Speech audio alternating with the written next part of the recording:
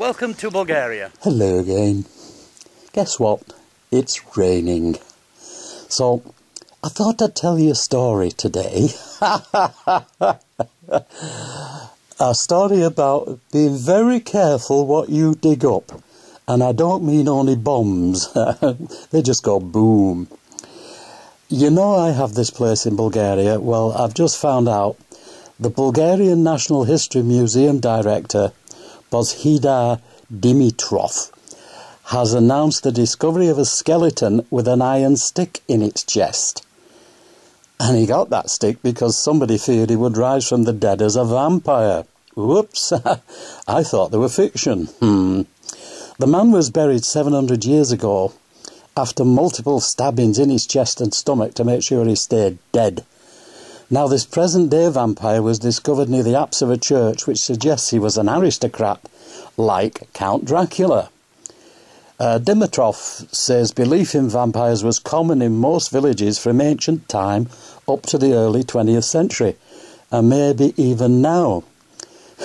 The discovery has brought tourists flocking to the town of Sosopol to see a real vampire. The Bulgarians think it great.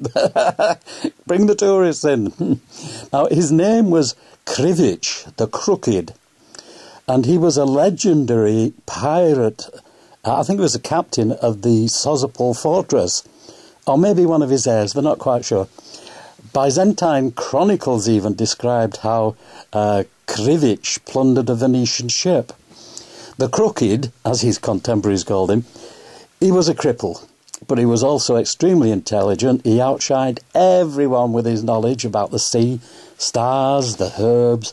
He was an intellectual and a medic, and it's possible he was declared a master of witchcraft, you know, a warlock, because of his talents.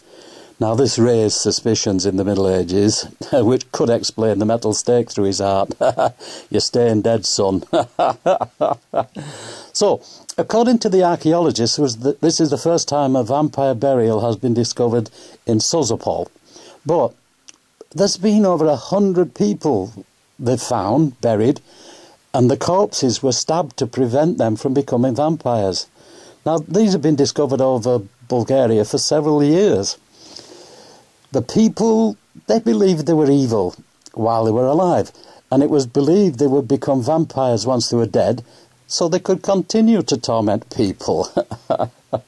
So they buried them, and they were symbolically pushed down with massive iron sticks. And strangely enough, these vampires were most frequently aristocrats and clerics. Maybe Count Dracula was a bit nearer the mark than we thought. But the curious thing is, there are no women among the vampires. Bulgarians were not afraid of witches, only vampires. How sexist can you get? Now, also the Neolithic Bulgarians, they buried their royalty with masses of gold. Long before the golden age of the Egyptians, Bulgarians were the first to actually work gold in the world. Now, regards treasure, the vampires were associated with wolves, werewolves. And here's a wolf's fang that I found in the fields of my farm. But the meanest of treasure guardians were the goblins.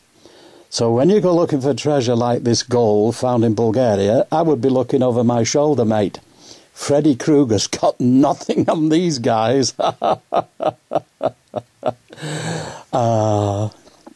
Be careful what you dig up. You never know what's in that coin ball. Good luck. Happy hunting. Bye.